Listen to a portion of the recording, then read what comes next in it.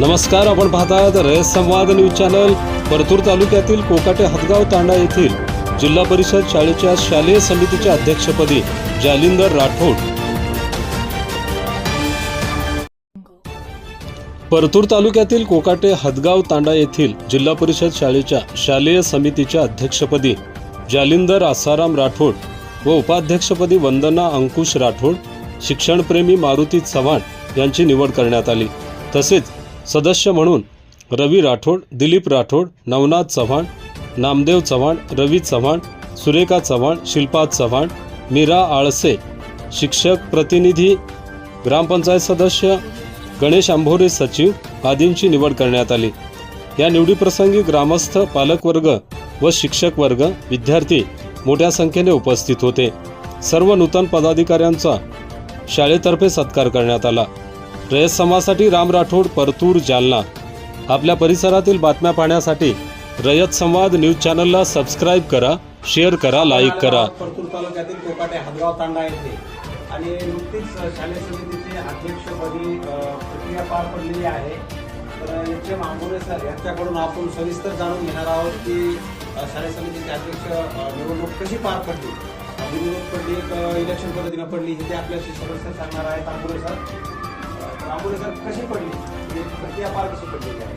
आज जिल्हा परिषद प्राथमिक शाळा कोकाटे हदगाव तांडा या ठिकाणी दर 2 वर्षांना होणारी शालेय व्यवस्थापन समितीची निवड म्हणजे पुनर्रचना आज झालेली आहे। आता या निवडणुकीमध्ये सर्व पालकांचा सहभाग होता। पालकांना आम्ही सूचनापत्र दिलेले होते आणि सूचनापत्र देऊन आम्ही पालकांना या ठिकाणी शाळेत बोलावलं आणि पालकांच्या याच्यातून आनंदायी वातावरणामध्ये शालेय समितीची निवड चिठ्ठी पद्धतीने आम्ही सर्वानुमते सदस्याची निवड करण्यात आलेली आहे। आणि त्या सदस्यांमध्ये अध्यक्षपदी कोण आहे?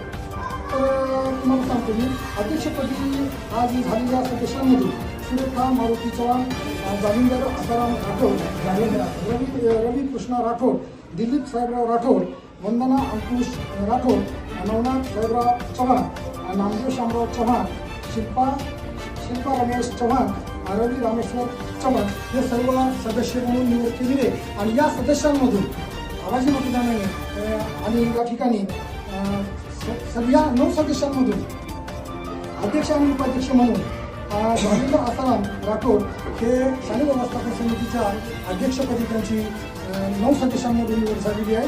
आणि उपाध्यक्ष म्हणून महिला प्रतिनिधी म्हणून समितीवरती वंदना अंकुश राठोड ह्या उपाध्यक्ष म्हणून या शालेय समितीच्या पुनर्रचनेच्या उपाध्यक्ष म्हणून झालेल्या आहेत।